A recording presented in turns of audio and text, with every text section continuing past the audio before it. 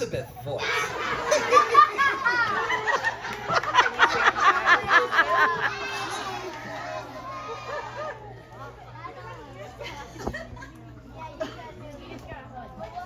Okay. We're going to be doing a skit that I like to call the Village School Tennis Match. It's part skit, part reality, because I've seen this happen at just about every single staff meeting I've ever gone to. Now, your job, remember, is to follow the tennis ball. And you are playing the role of teachers and staff at Village School. And action. Okay, everyone, welcome back to the new school year. The district wants us to use this new program called ABC in our classroom this year. ABC, huh? Why don't you enlighten us and tell us what that is exactly? I'm glad you asked, Elizabeth. Well, it's a program that uses lots of data and algorithms to help the kids learn. Ugh, data. Ugh. That doesn't sound very child-centered, good for kids, or fun to be. Well, I can assure you that it will meet all the learning targets and needs of the district office. I mean students.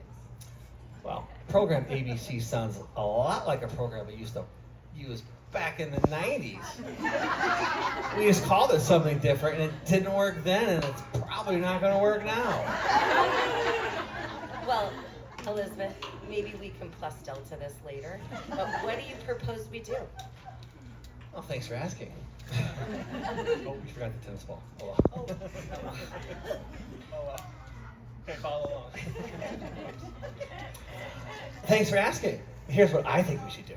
We put programs A and B on the shelf where they belong, and we use a little bit of program C and add it to all the stuff that great things that we already do. And you tell your supervisors that we're all good here. You know, Elizabeth, I like that idea.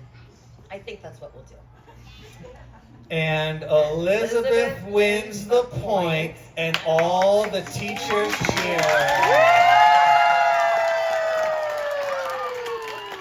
Now, why did we act this out for you? Well, I'll tell you why we acted this out for you, because we have seen this exact thing happen in pretty much every single staff meeting ever. When I was first hired at Village, and I saw this happen a few times, I immediately formed an opinion about Miss Elizabeth in my mind. In my inner dialogue went something like this. Boy, you better watch out for her. She will chew you up and spit you out. She's the one who really runs this school. She and that secretary.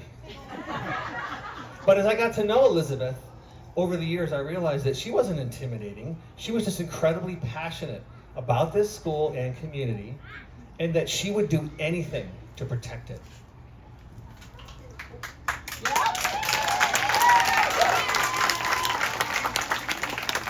And it goes to show how important and respected Elizabeth's voice is here at Village School. She is the OG, the original gal. She's been teaching here for 32 years. And we asked current and former colleagues 3 simple questions about Elizabeth. And we would like to share some of their responses. The first question was, what do you think will be Elizabeth's lasting legacy here at Village? And these are some of the responses. Her beautifully distinct voice echoing through the school, her infectious laugh, some might call it a cackle. Her lasting legacy is the powerful way she uplifted every child with patience, kindness, non-judgmental heart. Her students will always carry fond memories of her. She created a classroom environment where students and collaborators felt truly welcomed, respected, and encouraged to explore. The arts were not an add-on. The arts were not an add-on in her classroom. They were essential.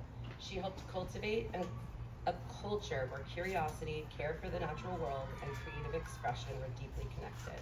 That spirit will stay with her students for years to come. Elizabeth has been at Village since before Village was at this current site.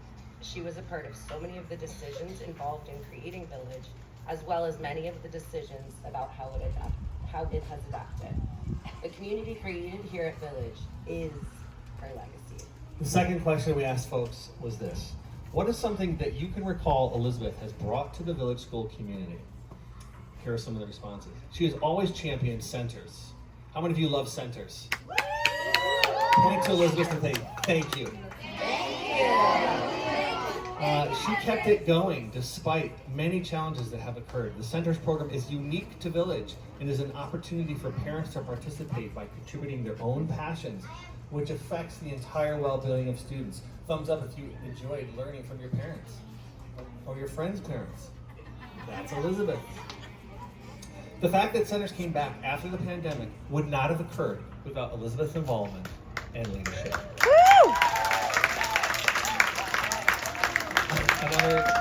Another person wrote, one of the most memorable things for my kids was the partnership with Montalvo Arts. I think that experience in second grade was my daughter's starting point for her true love of art. She's now taking 2 AP art classes and looking to double major in art in college. Woo! The third question was, what is one of your favorite Miss Elizabeth memories? And there were so many to share, but here are a few. One of my strongest memories is the river cleanup project. Elizabeth fully committed to the entire process. We went on site with the students to participate in a regional cleanup, engaging directly with the reality of environmental impact. Then, back in the classroom, the students created thoughtful, powerful posters that were later exhibited at Montalvo. What stood out was her commitment from beginning to end, no skipping steps. She made sure the students didn't just hear about these issues, but experienced them, reflected on them, and expressed them. It was truly learning by doing. Another one was, she asked me to sub for her on my birthday. I told her it was my birthday, but I still said yes. What stuck with me was that she actually wrote it down and remembered later. And the whole staff surprised me by singing happy birthday and bringing out a cake. I still don't know where the cake came from. It was a small gesture, but it meant a lot. From someone who was basically a stranger at the time, that simple act of remembering and celebrating felt like real kindness. And I've carried it with me ever since. We put all of these responses together into a book for Elizabeth that you'll see later, because we couldn't say all of them. There were a lot of responses. They say when someone leaves, there are big shoes to fill.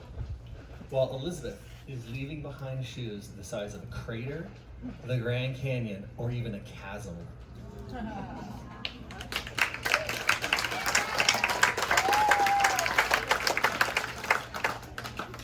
So we want to use this opportunity as a call to action.